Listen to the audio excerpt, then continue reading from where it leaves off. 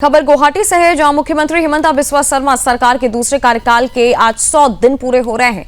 इन 100 दिनों के दौरान सरकार ने कई बड़े राजनीतिक और प्रशासनिक फेरबदल के जरिए अपनी प्राथमिकताएं स्पष्ट की हैं।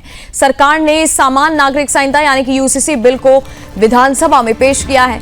इसके साथ ही बहुविवाह के खिलाफ सख्त रुख अपनाया है। सरकार करीब 2 लाख सरकारी नौकरियां देने के लक्ष्य को भी आगे बढ़ा रही है। सरकार की ओर से पहले से संचालित प्रमुख लाभार्थी योजनाओं को भी जारी रखा गया है।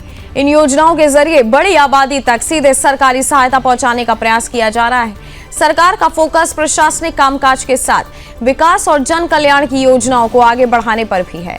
हालांकि मुख्यमंत्री हिमंता बिस्वा शर्मा सरकार के सामने चुनौतियां भी कम नहीं है। इस साल आई विनाशकारी बाढ़ ने राज्य के कई हिस्सों को प्रभावित किया।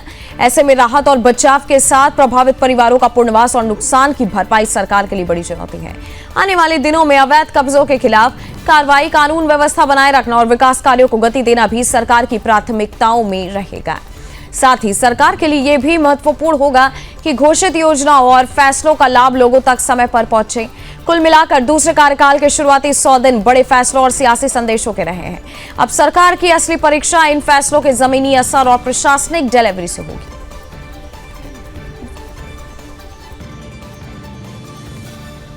असम में आज मुख्यमंत्री हिमंता बिस्वा शर्मा सरकार की दूसरी कार्यकाल की पहली 100 दिन पूरी हुआ है। इस पहली 100 दिन में विधानसभा में यूसीसी कानून लाना, पोलीगामी के खिलाफ सख्त होना और 2 लाख युवाओं को सरकारी नौकरी देने का जो वादा है, उस वादे के साथ सरकार की एजेंडा साफ होता हुआ दिख रहा है।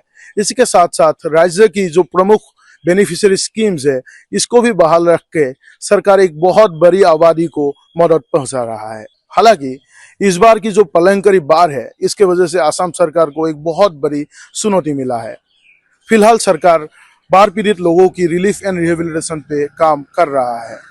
आने वाले समय में असम सरकार के लिए इलीगल एनक्रोचमेंट को कंट्रोल करना, साथ ही साथ डेवलपमेंट और लॉ एंड ऑर्डर को मेंटेन करके आगे चलना एक बहुत बड़ी परीक्षा होने वाला है। गुवाहाटी से मैं वेदव्रत शर्मा, सुदर्शन न्यूज।